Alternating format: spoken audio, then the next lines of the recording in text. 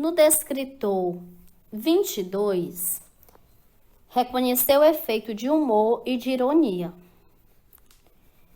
Nesse descritor, gente, a palavra-chave seria distorção do sentido real.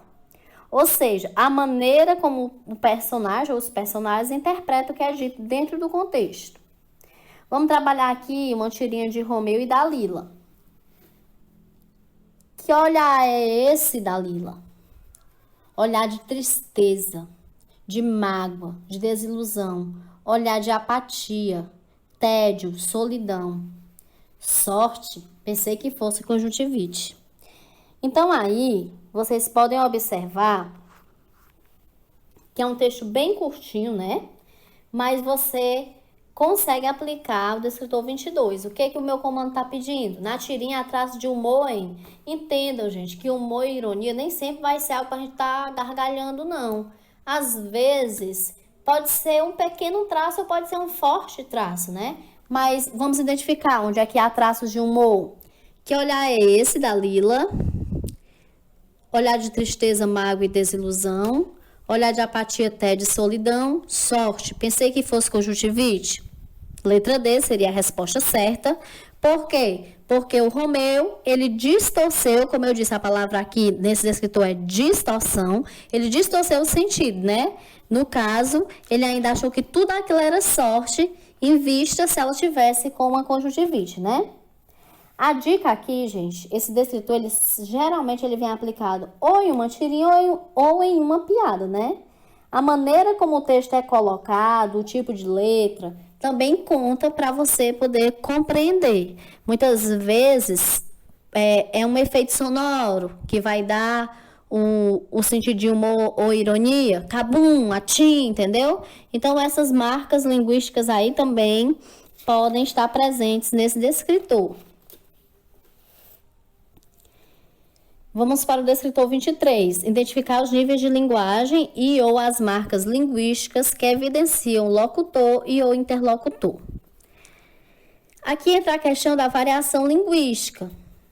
Os tipos de linguagem, se é uma linguagem padrão, formal, ou uma linguagem coloquial e informal. Se observa aqui a questão das gírias, dos regionalismos e também focar entre a escrita e a fala. Vamos analisar aqui o texto. Como ele é bem curtinho, eu vou fazer aqui a leitura para vocês compreenderem. O texto é "tô aqui". Já imaginei milhões de maneiras para chamar sua atenção. Já fiz mais de 500 caretas diferentes para que você me notasse. Já chorei rios de lágrimas pensando em você. Lotei um estádio de futebol de vontade de te ver. Já mandei um caminhão de recados, breve, vou começar a pensar que você gosta de outro. A expressão "tô aqui" no título desse texto revela um falante que faz uso de linguagem. No caso, gente, ó, nesse texto aqui, por completo, a gente consegue ver uma figura de linguagem. Qual é? No caso, a hipérbole, né? Há um exagero aí. Mas, como o foco do descritor aqui é D23, nós vamos observar a linguagem. No título, "tô aqui", está presente aí, está presente uma linguagem formal, coloquial, regional ou técnica. É uma linguagem formal, coloquial, regional ou técnica? Com certeza é uma linguagem coloquial. Uma linguagem coloquial é a mesma coisa que linguagem informal. Professor, por que não é regional? Porque esse "tô" pode ser utilizado em várias regiões. E uma linguagem regional, ela é típica apenas de uma região. Então, assim, a dica que eu dou para esse descritor é que vocês leiam bilhetes, piadas, para trabalhar essa habilidade.